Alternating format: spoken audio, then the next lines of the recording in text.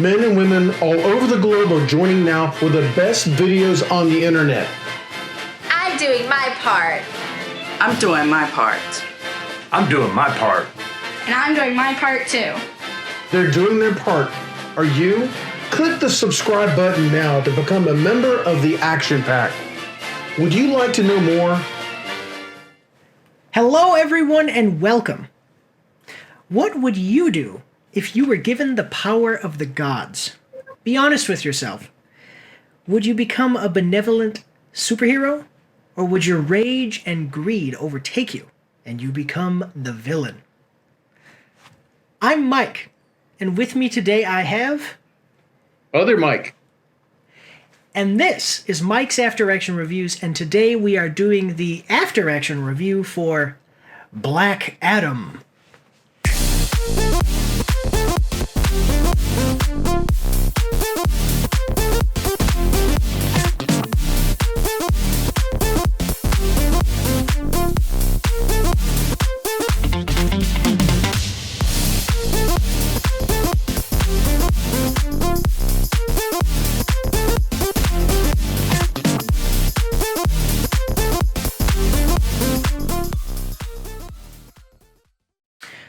Okay, guys, so as always, we are going to start with the film's production. So on this, there were three production companies, and the big one is obviously DC Entertainment because they own, the character here, and they are most well known for, according to IMDb, all of this stuff is according to IMDb. I had some weird notes that came out before as far as what people were most well known for and stuff in the past, but it's all IMDb, so you can argue with them if you have a problem. DC Entertainment is most well known for The Batman from 2022, and then most recently did, other than this movie and that movie, The Suicide Squad in 2021. You liked The Suicide Squad, right? Well, there was kind of two different ones. There was an older one and a newer one. I guess I kind of the newer one earlier, the earlier one more than the second one. I liked the second one more, so we disagree on that. But we did a review of the Batman. Right, I don't unlike the second one, but I just like the other one better. So, okay, but that's not what I'm talking about. Yeah, no, that's fine. We did a review of. Oh wait, talk for me. Yeah, I'm here. Okay, good. I just want to make sure because your name was popping up, and I wanted to make sure your name didn't pop up to the viewers, but it doesn't. Okay. So we did a review of the Batman, and we both liked that. That was really good. And then I liked the Suicide Squad. You liked Suicide Squad. So either way, two properties that we basically both like. And Suicide Squad, just a real quick tangent here.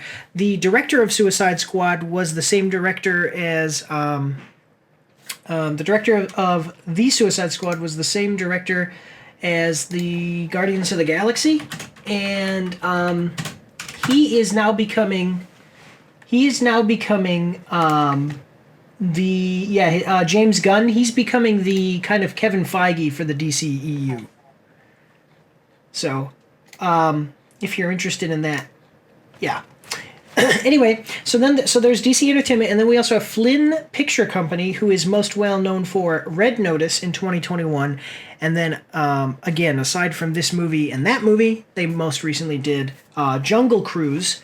Red Notice and Jungle Cruise all starred The Rock, either singularly or in partnership with another actor or actress. So, have you seen those? Do the eyebrow when you say The Rock. Oh yeah. I'm going to do a short. I'm going to do a short that has The Rock when he turns into Shazam, and as he walks out, it's going to say, "Can you smell what The Rock is cooking?" Yeah, I'm going to do that. You guys watch for that, okay? Right. So, but have you seen Red Notice or Jungle Cruise? I saw Jungle Cruise. I liked it. I thought it was pretty good. Okay, so I haven't seen either of those. I heard that Red Notice, which is on Netflix, you can check it out. It is kind of just like a mediocre, not so good movie. But whatever. If Jungle Cruise is good, great. So Flynn Picture Company, I've seen them in some other stuff, and they tend to do some good work. They're not like some terrible production company, though. And then, interestingly, we have the Motion Picture Foundation of Hungary, which is most well known for Fateless in 2005, and Wojciech in 1994 is their most recent movie. So basically, it was Fateless in 2005, Wojciech before that, and then this movie. Are their movies? They only have 4 credits to their name, and yeah, so we don't have a whole lot about them. They're a foreign film production company, and basically, if you want to know what they're all about, look at this movie because it's the most recent thing. I did see Red Notice, by the way, and I did like it.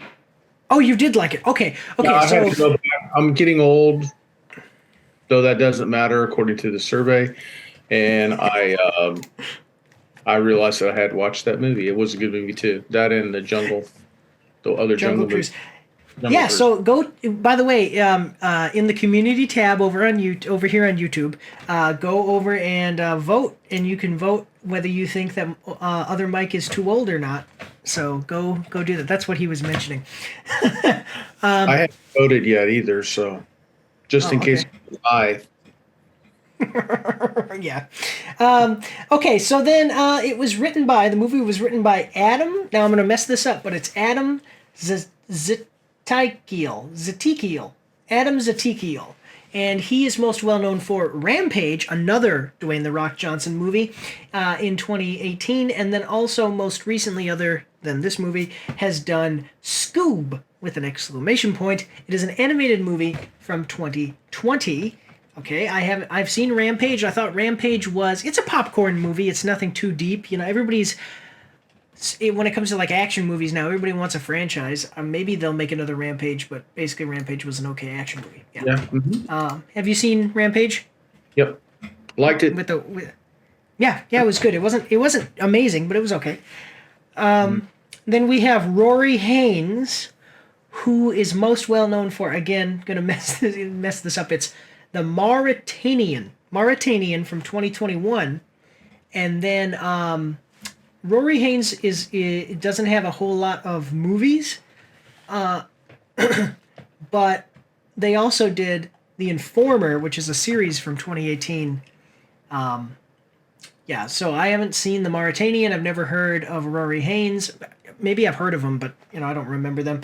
And I've never seen The Informer. Have you heard or seen of any of those? Yep. Nope. Okay. So then Sohrab Nashirvani. Nashirvani is another one as the other writer, and he was also on The Mauritanian in 2021 and The Informer series in 2018. So some smaller time writers, and then backed by some pretty good production company, and then Adam Zatikiel is a pretty good writer. It's a hard one. Yeah. It's Zetical. Probably, I don't know. Zetical. Yes, Zatikiel. Yeah. He had problems in elementary school with the teachers calling his name and stuff. Yeah. It's interesting, though, because you'll notice, though, recently that a lot of these $100 million, millions and millions of dollar movies, these big name movies, are being written and directed by basically brand new people. Now, the writer here, Adam Zatikiel, yeah, he is a pretty good writer, and we know some of his stuff, but then the other two aren't so much.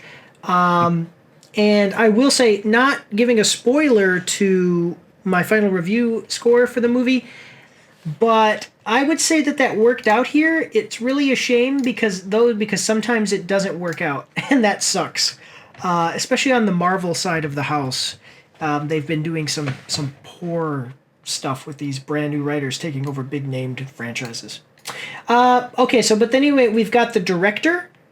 This was directed by Jean Collet Serra, who is most well known for Unknown in 2011, and then Jungle Cruise in 2021 is his most recent thing. So he was the director of Jungle Cruise, so that's pretty good. So other Mike really liked that. So kind of and that's a big one with Dwayne "The Rock" Johnson.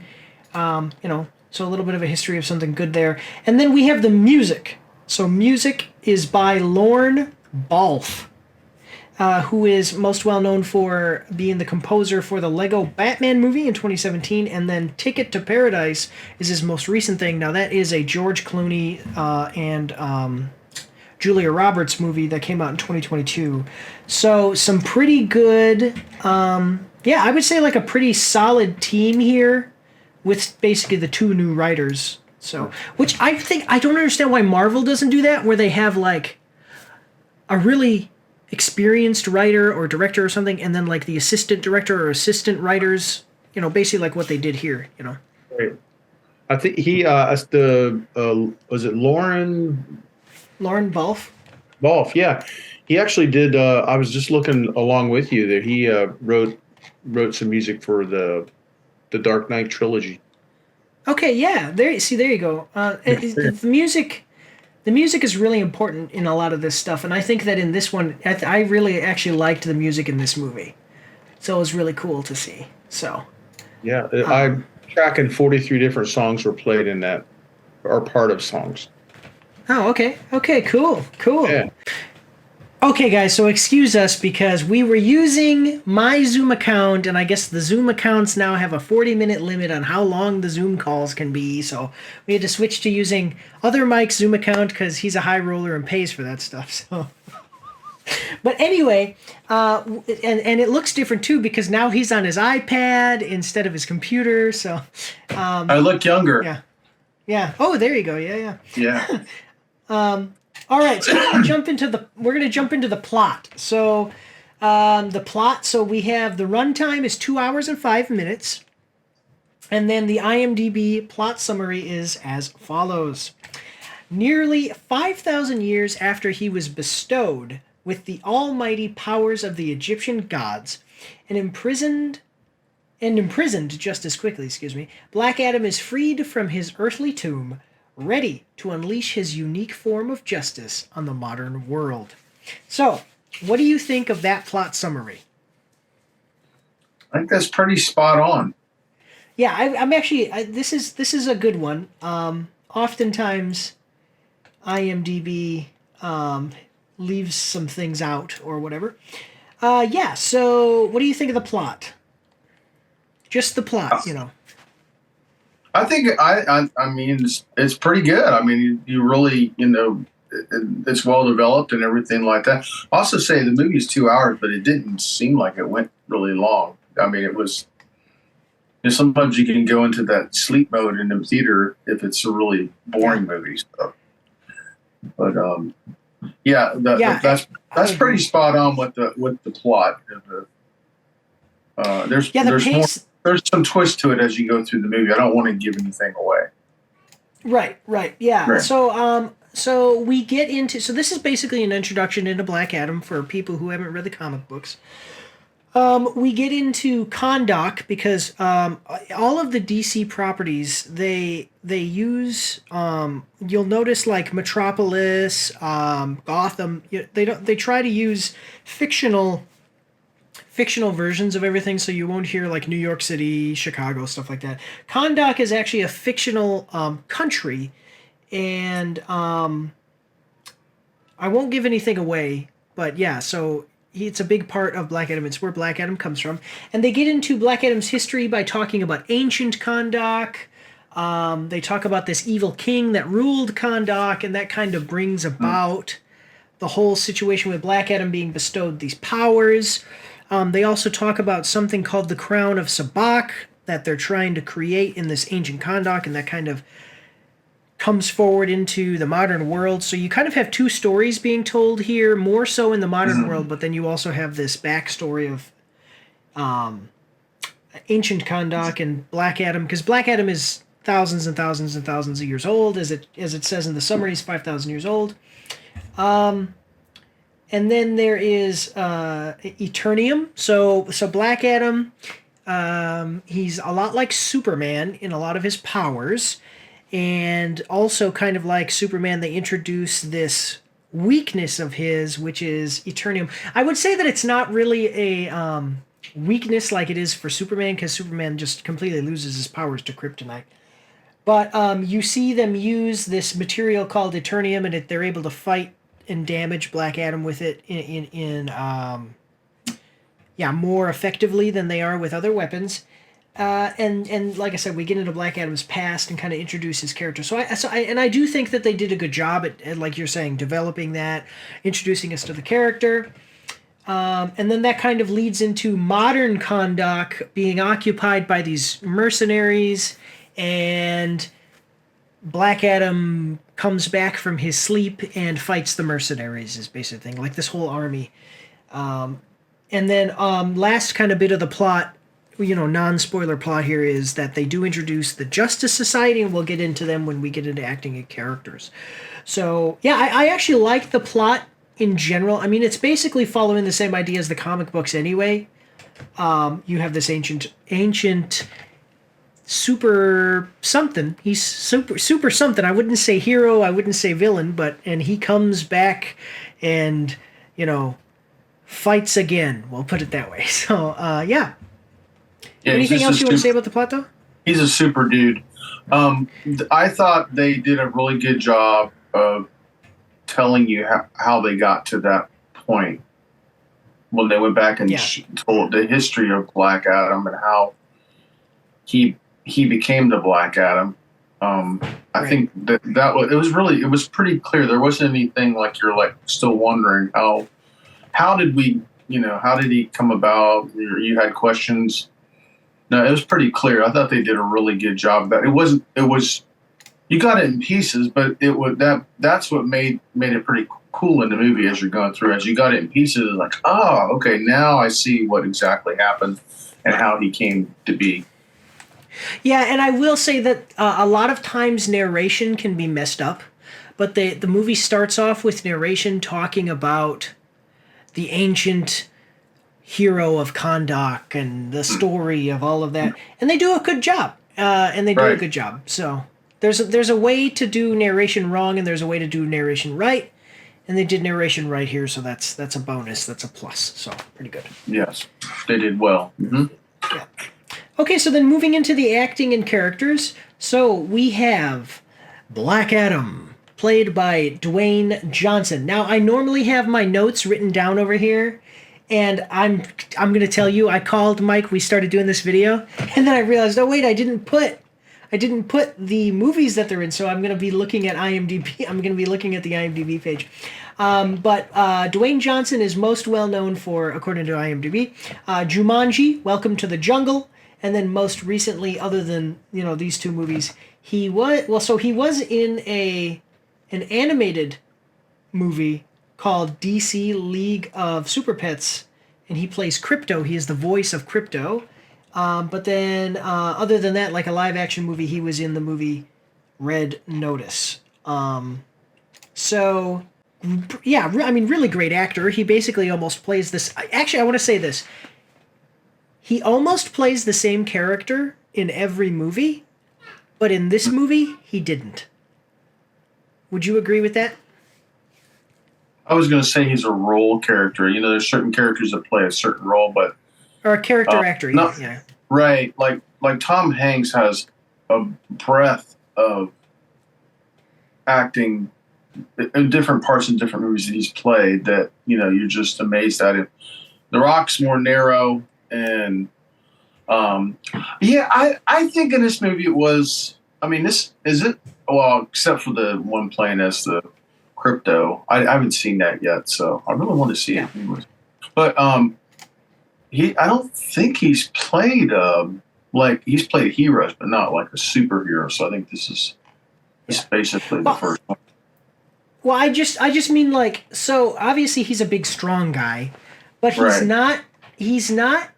So in a lot of the movies you see him in, he's like a funny guy and he's very nice. So he's like this nice, big, strong, funny guy. Here he is not. He is not nice. This is mean Rock. Okay, this is the bad. And he is not so funny. Some of the things that he says are funny, and they kind of bring that in because of him being like this ancient guy, and he looks at things and he's like, oh, what is this thing? How do you guys get around? Can anybody fly? Stuff like that. But otherwise, he's actually like a very serious, deadpan, very not nice guy. We'll put it that way. He plays the hero, but he doesn't play the hero like he does in other movies where he's kind of, he does a lot more funny stuff. There is little slight humors in here that he does that you kind of tickled at, but he's not, he's serious when he does it. Yeah. Sarcastic. Yeah. So I do just so then so I like The Rock, very good. I think he's a very good actor. He is a character actor, like you were saying, but I mean he does the roles that he does really good. Mm-hmm. So then Black Adam. So Black Adam's powers that we see in this movie. I want to talk about what we see in this movie. I'm not so much concerned about Black Adam's powers in the whole wide comic book, because in the comic books he has other powers. But so he can fly.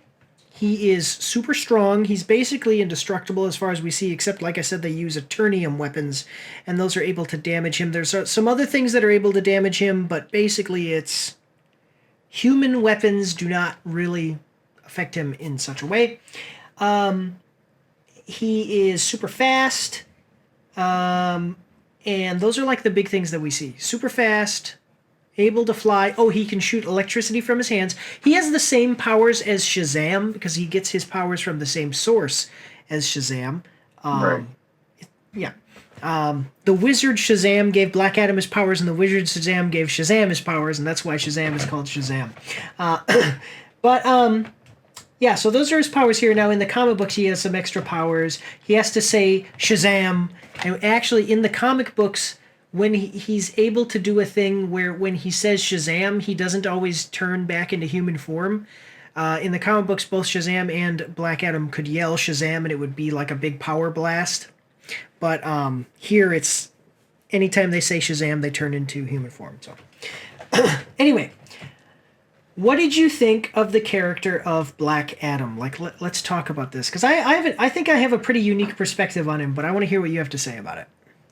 Well, I'm coming into this cold turkey, so I liked him personally. I thought it was a interesting character. Of course, we is he a hero or a heel? We're not, it's kind of twisted in the whole plot and setup, but powerful being, and like you said, on par with with Superman, with powers and stuff like that. As far as using his powers and stuff like that, he's a little less discreet than some of the other. I don't want to give anything away. Discreet than some of the other DC characters. So, but yeah, I liked it. I mean, I saw it. I never have read any. I mean, I was like, as a long time ago as a kid, I never saw the Black Adam. I'm sure it was there, but I never.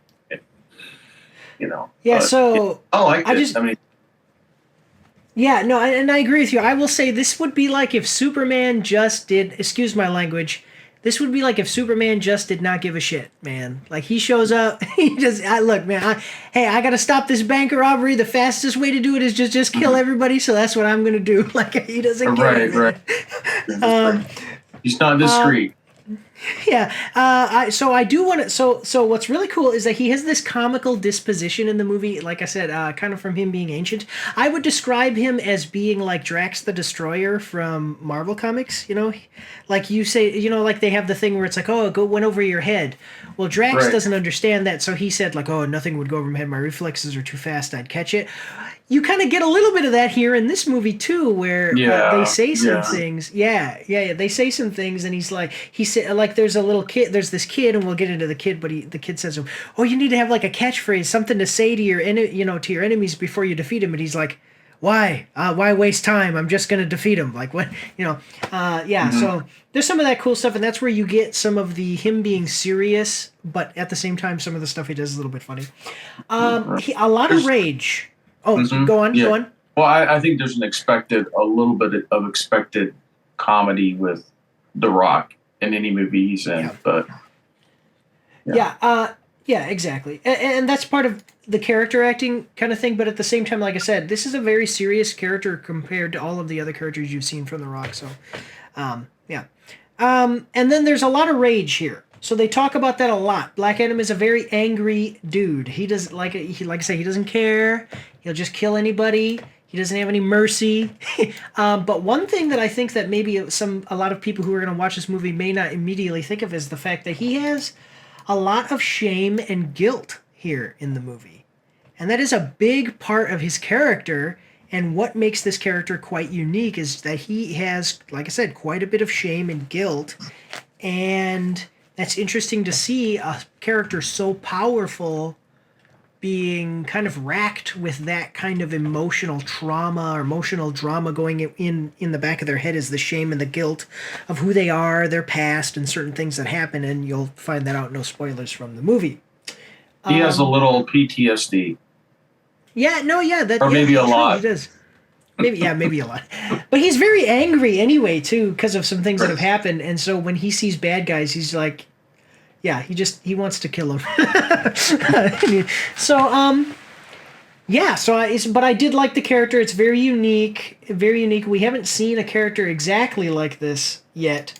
And I really do like the way that The Rock did this. You know, The Rock was a big part of making this movie happen. Yeah. And I'm really happy with the way that because they were almost going to cancel the movie, and then The Rock was like, "Look, man, I'm The Rock. We'll get this thing done," and they got it done. So, well, I think back at the first Shazam, they started.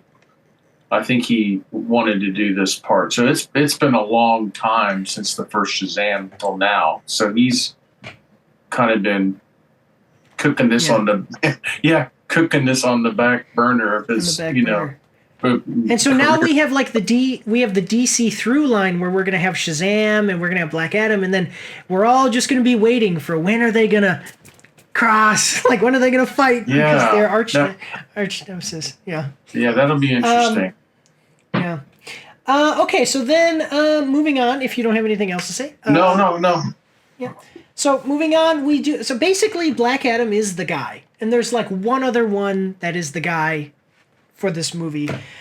We have what, 7 characters? It's an ensemble, but almost basically you can almost write off everybody else almost like a side character, maybe even like a side characters with big parts, but really we're focusing on Black Adam and then maybe one more character, and we'll talk about that in a minute. But we have Aman Tomaz, who plays Sarah Shahi, and she is known for Bullet to the Head from 2012, which had Sylvester Stallone in it. And then most recently, she did Bad Therapy in 2020, and she played the character Annabelle in that. I think she's a little bit of a lesser-known actress. I haven't seen her, maybe more TV series. I'm seeing a lot of TV series in her stuff, so mostly a series actor. Here she plays, like I said, Sarah Shahi, which is one of the people... Here she plays Aman Tomaz, who is one of the people that discovers Black Adam's tomb, and it has a part in the whole situation with Black Adam kind of getting resurrected. So what did you think of this character? I thought she did. I thought for the role that she played a good role. I mean, she's a like kind of a archaeologist, I think, and she's a mom. She's kind of the common sense person that kind of comes into the mix later on in the movie. But I thought she did a pretty good job, and I thought they played. I mean, I don't think she got overplayed. You know what I'm saying? She was too. It was just about the right amount of time for her to be in that movie. She played. I think she played her role really good. I'd never heard of her before this movie, so. Yeah, no, I think so too. Exactly what you're saying. Actually, what I was going to say when you talk about being the common sense person, she is. So I put that she serves as the audience's perspective, and then along with her son, she grounds Adam. So you have to think we have these godlike characters. I mean, a guy who literally has the powers of the gods, and you need you need something to ground him, to bring him down to earth and make it so that way we can even have a story for him, because if it weren't for her and her son having a relationship with him, there's almost no motivation for him to do anything in this movie other than fly off into whatever and go do whatever the heck he wants to do. So basically what happens with him is that her and her son, who we'll get into in a second here, have a relationship with him, and he tries to like protect them and help them. Yeah. And that's like I said, that's the grounding piece that really makes the story work. As far as the things that she does, I agree with you. She basically has the right amount of screen time, because if there were too much of her, it'd be like, what are we doing here? This should be about superheroes. And if there were less of her, then it would be like, then the Black Adam's motivation wouldn't be presented the best way. So, Right. I agree with you on that.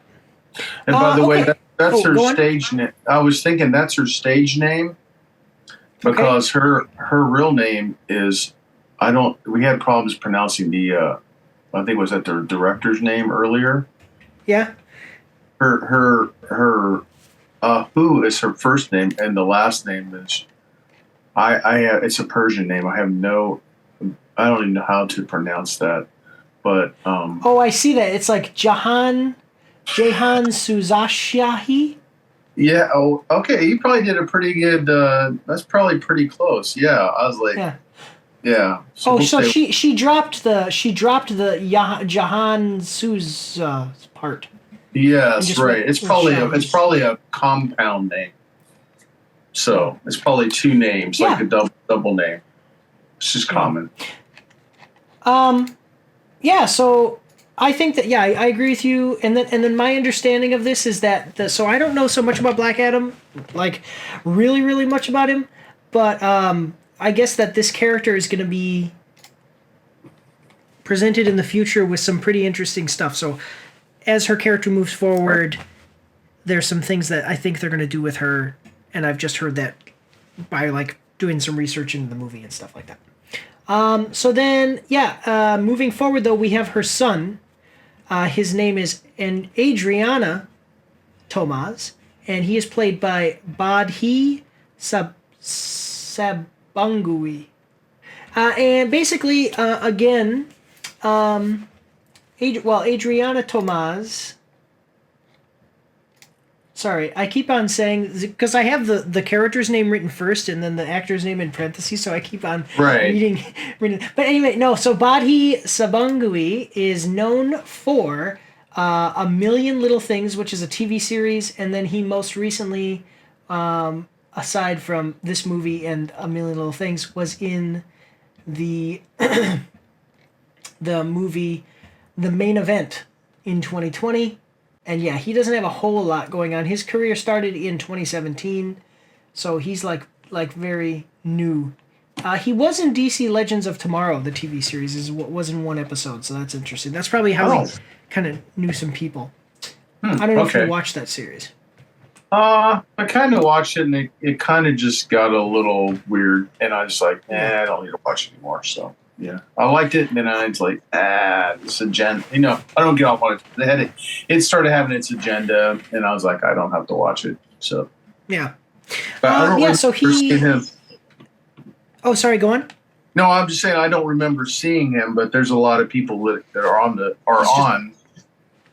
DC Legends. He was in one episode. See, I keep moving my mouse over here. He was in one episode, so he was in one episode, and he was probably just an extra character or something.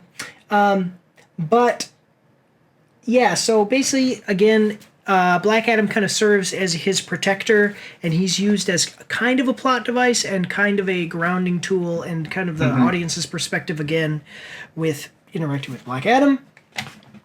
So not a whole lot to say about him. I think that he did fine. Child actors are really hard to find that are pretty good, and I think he did fine. You know that a child actor is good when you don't have anything bad to say, even if they don't have anything great to say about him. And that's basically where I'm at with this kid. So, no, I would agree. He like his mother. He played his part well. So, anyway, let's get into the real meat of the issue here: the Justice Society. Yes, and we are going to start off with Dr. Fate, played by Pierce Brosnan. So, Pierce Brosnan. He is most well known for The World Is Not Enough, where he played James Bond in 1999. And then most recently, other than this movie, he was in The King's Daughter, where he played King Louis the 14th. And Pierce Brosnan is a great actor. That's all that you need to know. If you don't know who Pierce Brosnan is, you can look right over here and see him because there's a picture of him right there for you to look at. So what do you think of Pierce Brosnan's acting? What did you think of Dr. Fate? Okay, again, I've read DC comic books growing up, but I think I just kind of stuck with certain characters, and I don't remember Dr. Fate. But I thought he did a really good job. I thought for a supporting part in the movie, he came across as someone who's really was intelligent, who was honest, who was straightforward.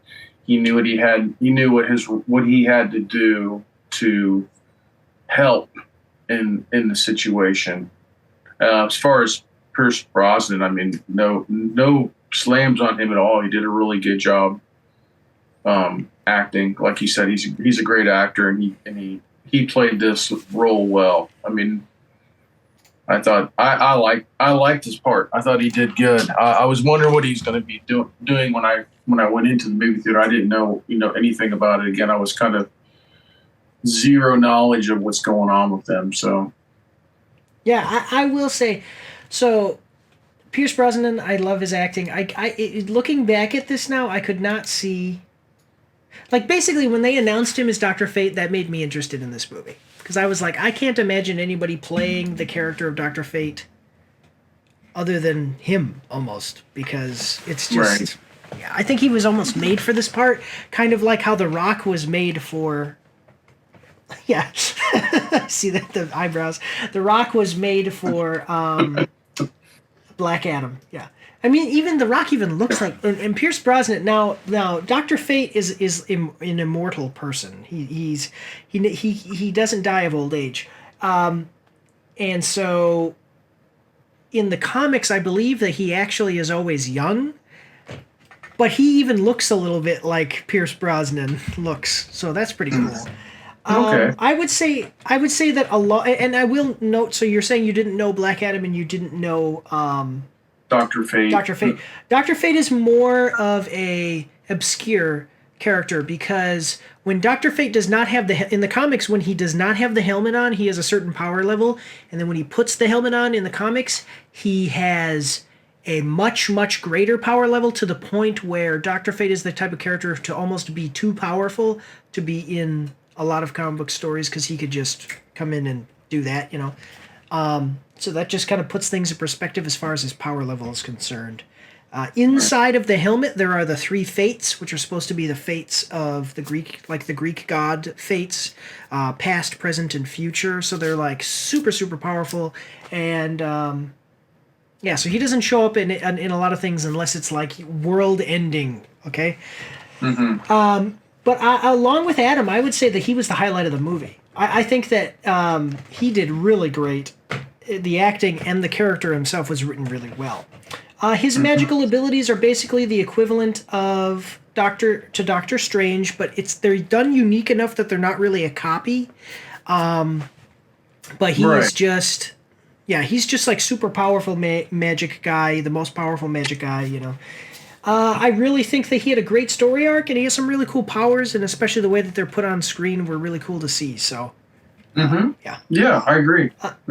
I will say that with the way that by the end of the movie, again, no spoilers here, I will say that I was happy with the way that his story went, like it was like satisfying, but at the same time I was disappointed. Put it that way. I was disappointed about certain things, but I was happy. It was like, yes. Does that make sense? Yeah. From start to finish, he did well. He started well. continue to do well throughout the movie. And Yeah. one, Well, I'm talking about just the story, though. Even, I mean, not even Yeah, the yeah. acting in the character. I'm just saying, like, what happened with him by the end. I was like, sure, that's disappointing. But at the same time, I was like, yes, that's basically what that was good. right, Yeah. right. He was a very noble character in the Yeah. movie. And Pierce Brosnan really, I cannot stress to you enough, like how awesome it was to see Pierce Brosnan play this character. So, okay, so if you don't have anything else, then we'll move to Hawkman. Yeah, Hawkman. Yeah, go with him. All right, Hawkman. He's played by Aldous Hodge. Aldous Hodge is a lesser known actor, but I've seen him in some things. I think he's in the Fast and Furious movies. But maybe he is, maybe he's not. Anyway, so he is most well known for Hidden Games in 2016. I haven't seen that one. He's also I guess he was also in Die Hard with a Vengeance, but I don't know what I hadn't seen him in that. Most recently he did. Let me see. I'm looking. He's got a lot of series. He did The Birthday Cake in 2021. I haven't seen that one either. I guess he has not been in the Fast and Furious series. Yeah, I don't see it in any of the movies he's been in. Huh. I'm trying to see what movies Yeah, I've seen. I think I've seen him on television or something. That's where. He was in The Blacklist. Yeah. Oh, he was in Turn. You remember that? Did you see that? I don't think I did. That's about the Washington spies. Nope, I never seen that. Think that I watched all of that. I think I remember him being on that. Okay. Yeah. So I'm trying. Yeah, I've seen him in some series because he was in like Private Practice and stuff too. So. Right, but I think that's one that he had a reoccurring role. So he's a little bit of a lesser known actor, more into the series. So he kind of okay. So first, what did you think? I always let my guests go first. Well, I did look at. Oh, do you read a comic book? I guess you read comic books. Read a comic book, yeah. Read a comic book. Yeah. So I thought he pretty cool as Hawkman and stuff like that. I thought I think he showed the full power of Hawkman in the movie, which I was kind of impressed with. With all the gadgets that Hawkman has, and of course, Hawkman's a very ethical character, and he played that role well. And in some of his battles in the movie, I thought he did. It was great. I think he did a great job. Yeah. He played the role. He looked like Hawkman. He had that build of Hawkman. He wasn't. Mm-hmm. Sometimes they'll put muscles on people and stuff like that, but he looked. He wasn't as big as The Rock, but he had a good. His demeanor and his look portrayed Hawkman well and stuff like that, and he did a good job acting too. I thought again, him along with The Rock and the other ones we talked about, he did a really good job in the movie. I thought I could see him being in other movies coming up. I don't know if that's their intention to have any. I think so. Yeah. Hawkman playing maybe in a group like a Justice League type thing or something. But so I will say, in the Justice League in the comics, it was Hawk Girl. So Hawkman is his own character in the comics, but so there was both Hawk Girl and Hawkman. Mm-hmm. Yeah. And my understanding is that they either were married, had a romance, or were related. Because honestly, I'm not big into Hawkman or Hawk Girl stuff. Right. But make sure you put that "or" in there. Yeah, yeah. But Hawk Girl is pretty famous. But my understanding is that their powers are quite similar. He does have that mace that you see him use. Hawk Girl uses a mace like that. So basically, he's the rough, tough leader of the Justice Society. He has, of what we see, super strength, flight, and some cool weapons and gadgets. He has a mace, a shield, and an axe in the movie. And I liked him. I didn't know whether Hawk Girl. So I saw the cartoon in the animated movies with Hawk Girl, And I never knew whether she was explicitly had super strength or if she was just really good at flying fast into people and smashing them with a mace. But here, apparently, he fought with Black Adam, so it was super strength, man. And you see it. I like how they were able to make it very well known. Like Black Adam's strength level is like this, okay, like Superman level, and Hawkman maybe down here. And they Right. depicted it quite well, where it's like, what would it be like if someone who was just monstrously strong fought someone who was only extremely strong? You know what I'm saying? Right.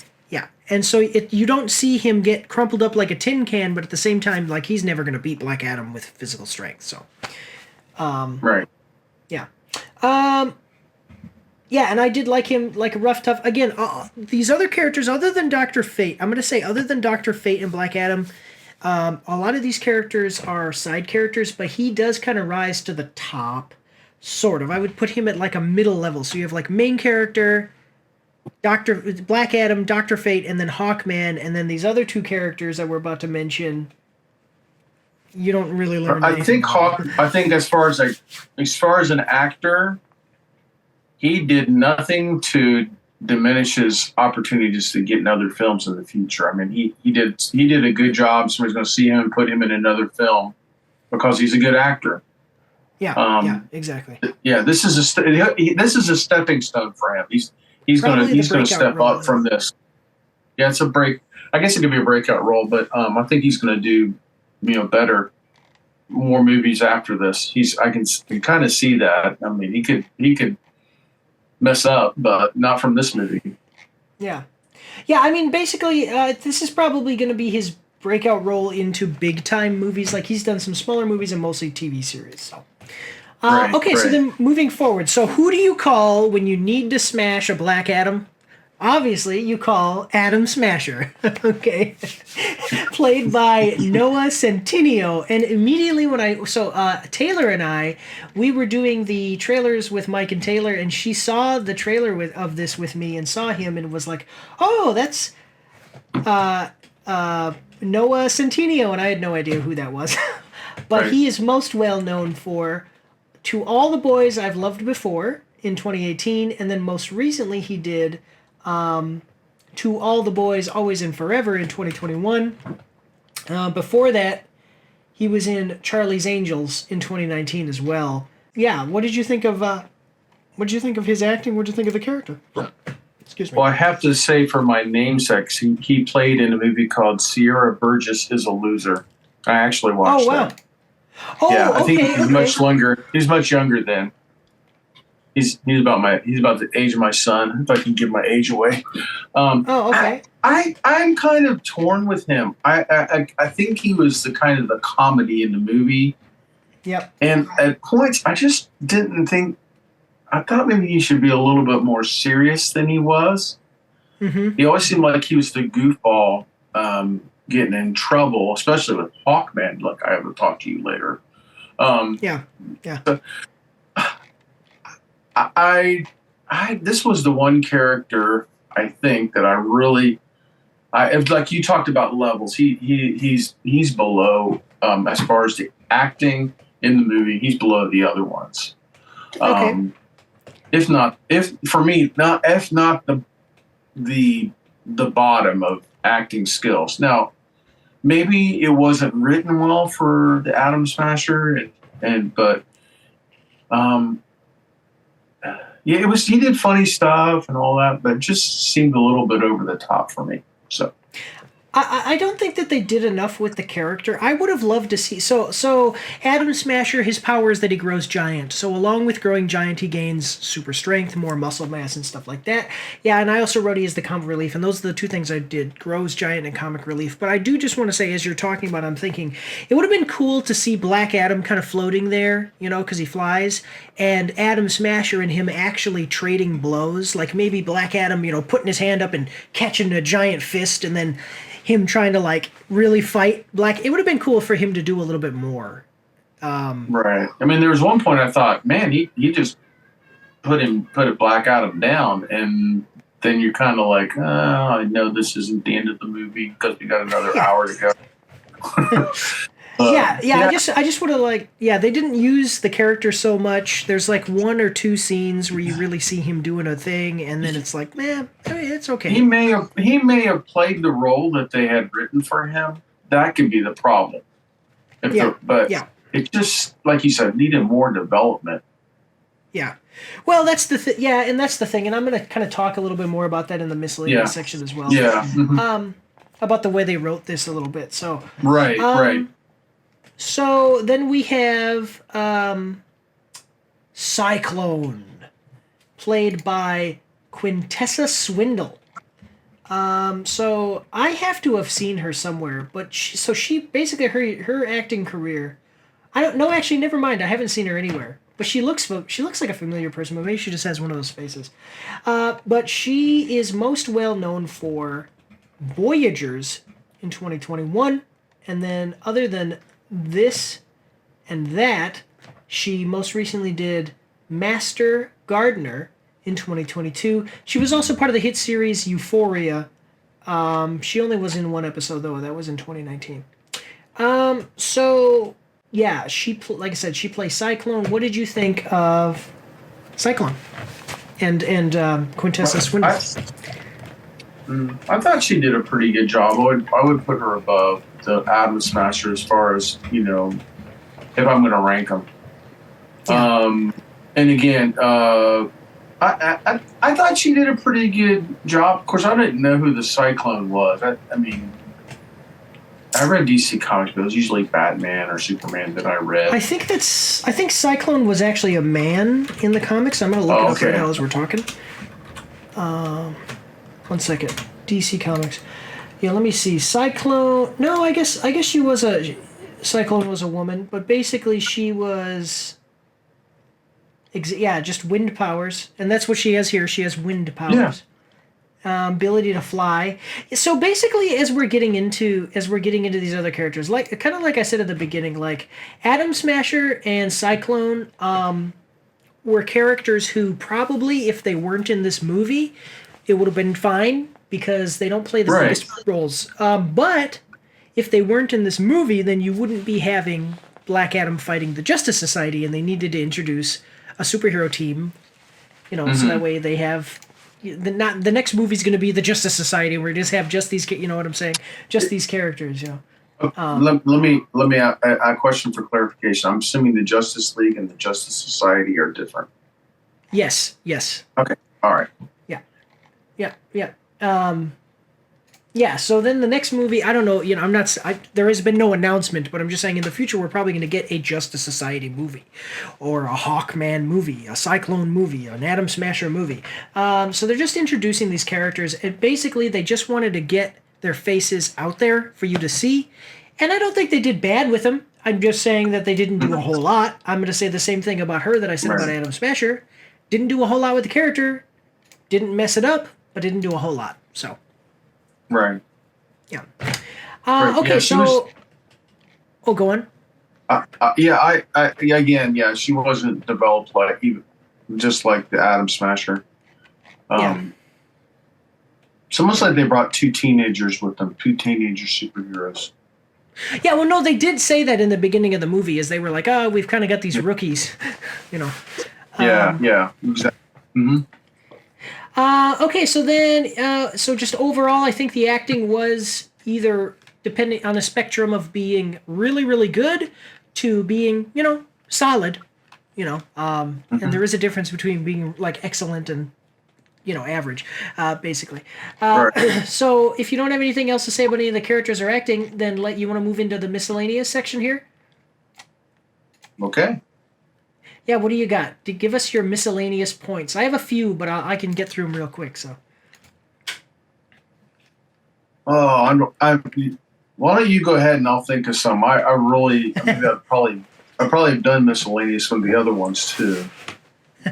I will say no, that's fine. I will say there's actually not a whole lot of miscellaneous to talk. I mean, I have a few points, but this movie was just really fast paced and fun.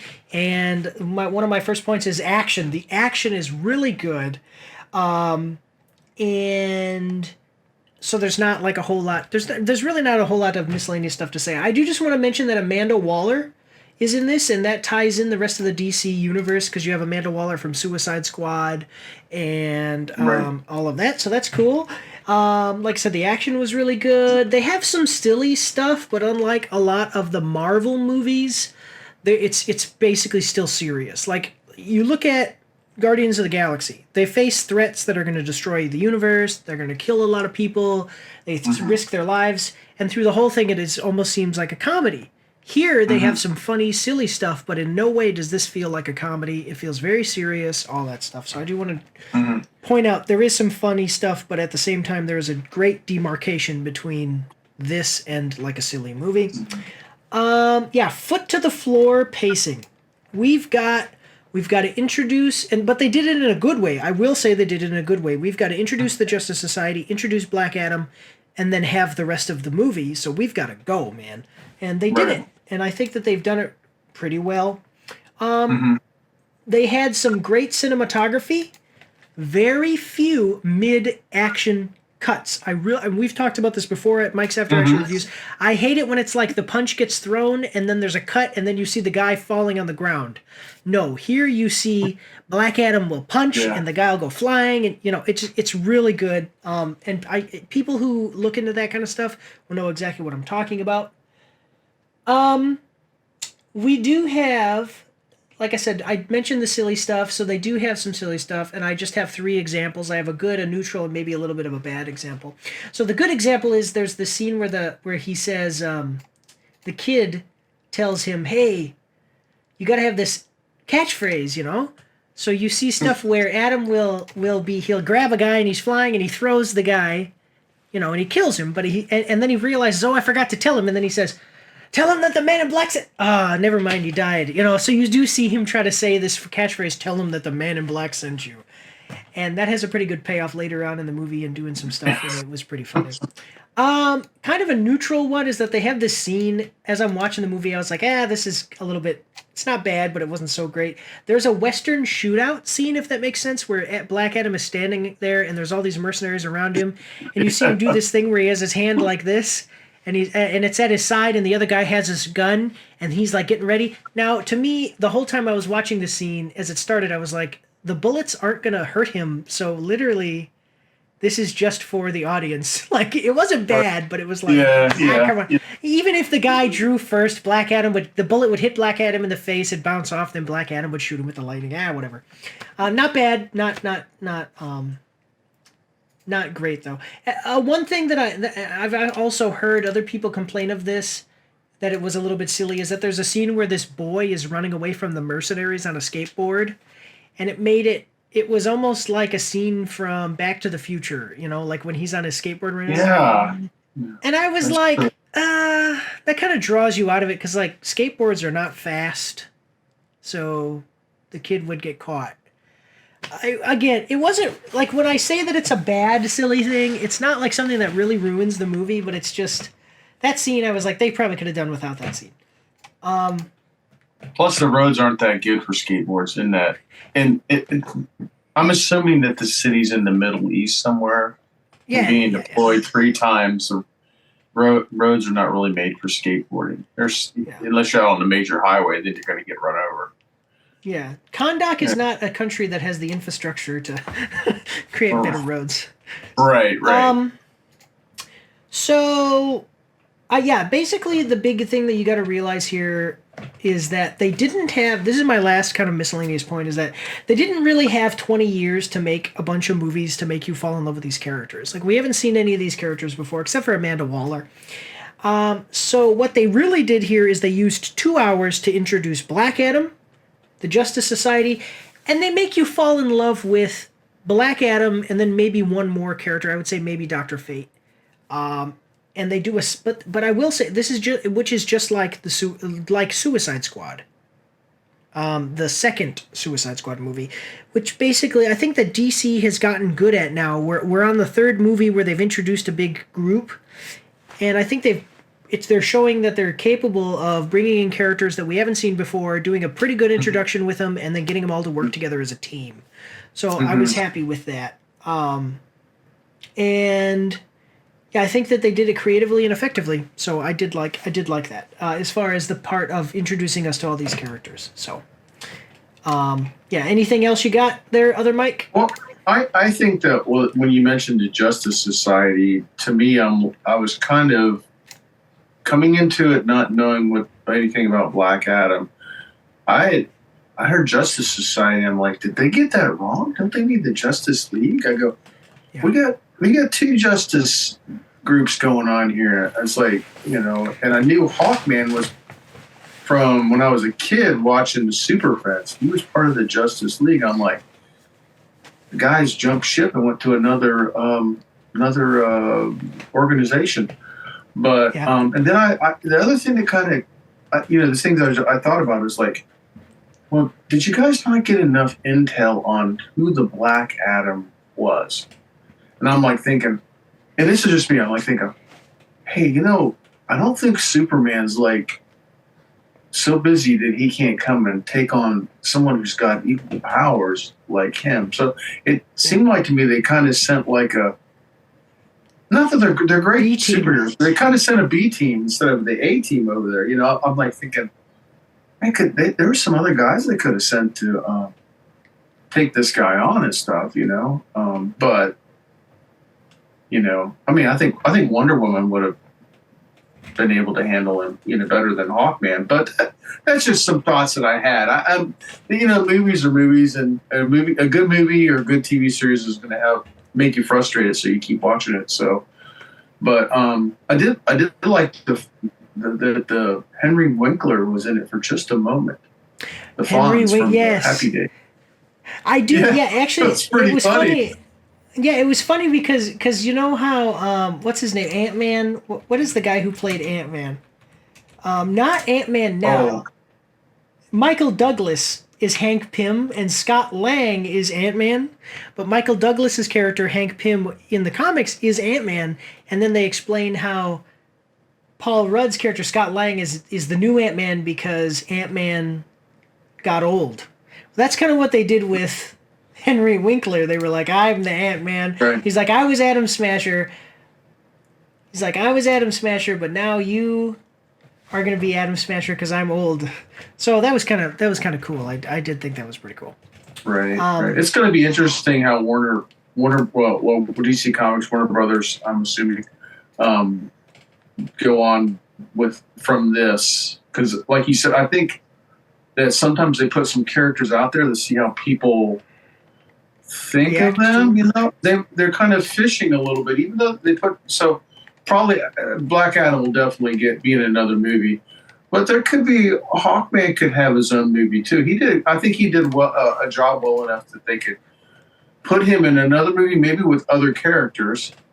He didn't have to be the main one, but he could reappear. He could reappear as his own character. I think that he has that ability and stuff like that. This movie has been super successful, way more successful than they thought it was. So probably we're going to see a lot of these characters again. So right. Yeah, there's a whole host of characters like Marvel characters and a whole host of DC characters that they haven't even. They still have waiting in the wings to be in a movie.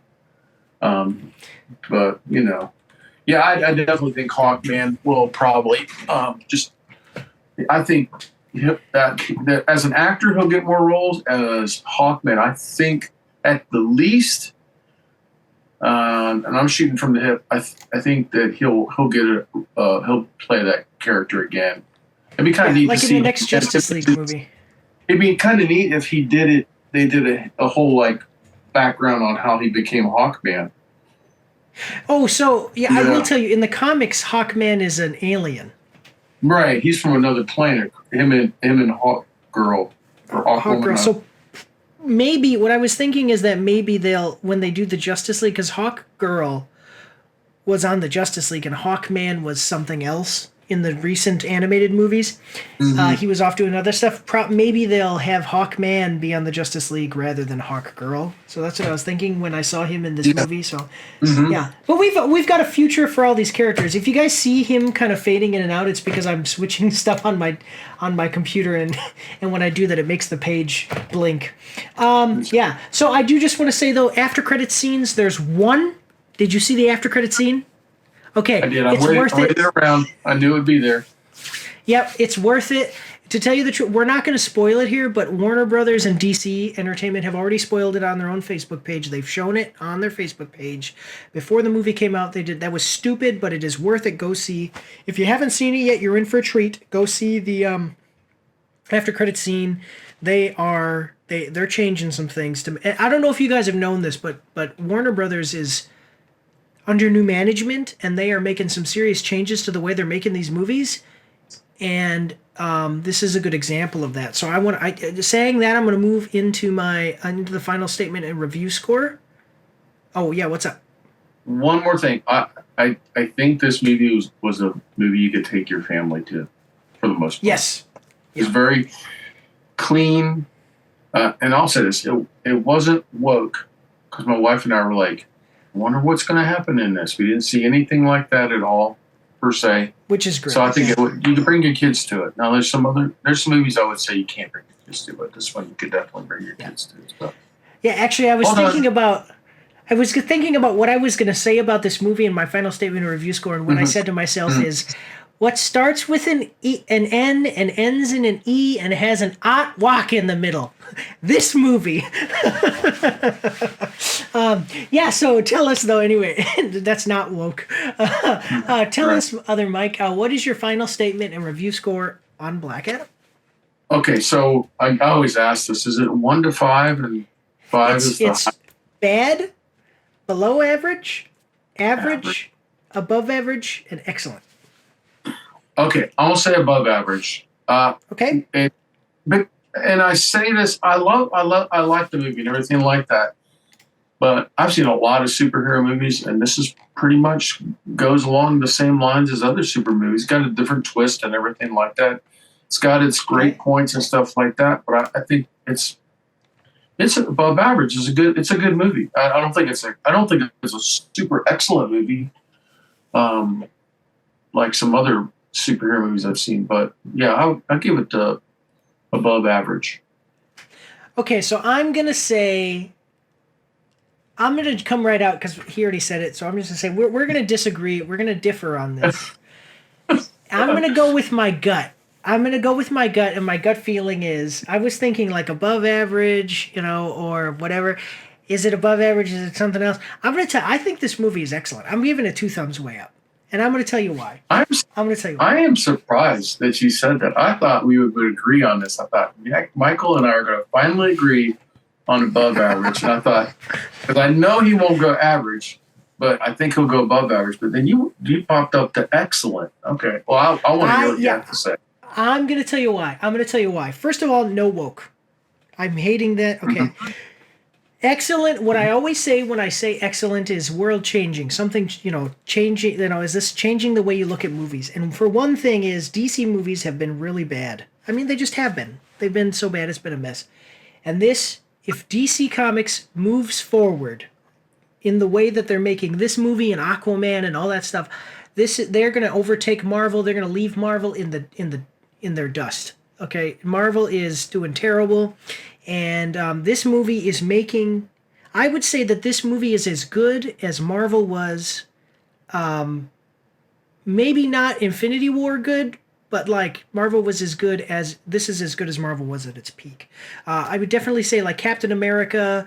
What I've been telling people is Captain America, the first Avenger, I would say that this is as good as that as far as an origin story, and here's why. Here's another thing is that this movie starts and it ramps up and it keeps going, and the action scenes in this movie are it's like, think of all the best Marvel movie action scenes. There's going to be a lot of comparisons here because it's all superhero movies and Marvel's been the best for so long. All of the action scenes. Imagine if you had a Marvel movie where all the action scenes of the Marvel movie but that's like the whole movie, and that's like 80% of this movie is like really great action scenes. So I really liked it. It wasn't like so deep as far as character development with a lot of the side characters, but Black Adam got developed really well. You had the emotional moments with some of his stuff, and they just showed it. It's just the rule of cool. It's the rule of cool. This movie was really cool, and it kind of foregoes a lot of the problems that a lot of these movies are starting to get into now. And they knew what people wanted to see. They wanted to see Black Adam beating the crap out of people and killing people and destroying military vehicles, and they did it. That's it. They wanted to see The Rock as a superhero, and we got it. And so for me, that's an excellent. So you think this is on par with Captain America: First Avenger? Yes. Okay. Yeah. All right. I would say close, but it's not that. I don't think it's that close. I think they develop Captain America a lot more than they do in this one. I think it's different. But I think that it is. I would say so. I mean, and you can disagree. I'm just saying I think that it's different, but just as good. And in the way that they developed Captain America, they did that less here. But the action, they kind of went if you thought development, character, and action. And then this is Captain America, and then they just kind of went, well, let's just increase the action a whole lot and decrease the development quite, you know what I'm saying? So you're saying more action with Black Adam? Yes. So you're saying they kind of Captain America was more balanced? Yeah. Okay. Yeah. I got you. That makes sense. Yeah. That makes sense. And the biggest thing is just that the way the action is filmed is so good that it pushes it over to excellent for me. So. Yeah. Yeah. I do think that this is a really good DC movie. I like the Justice League one, what the last one they had. I thought was pretty cool. Really long, but this one was just right. I think the 2 hours and everything like that. But I agree with you. It's a good movie. It's definitely one. Marvel's been going like this with some of the ones they just came out with. I can't believe what they put out there, but. I would say that I would be remiss not to mention, though, that it does fall into one issue is that the villain that they show, this villain, when the villain finally does kind of come out and you see the big bad that they've got to fight, it's kind of generic and not developed the best. And but for me, that didn't bother me so much. I think that we were really just the movie doesn't focus on certain things, but it does a good job of going look, let's just kind of ignore that, and we're just going to be over here, and that was fine for me. Yeah, and then what they did focus on was so good. Yeah, I thought the battle at the end. I'm not going to say anything about it. I thought that was well done. Oh yeah. When I'm surprised at what happens, that to me makes it more exciting, and instead of like a canned movie, which it wasn't. I don't think it was a canned movie, but maybe I should have said excellent.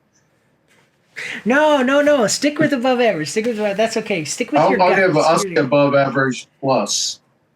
Okay, I got you.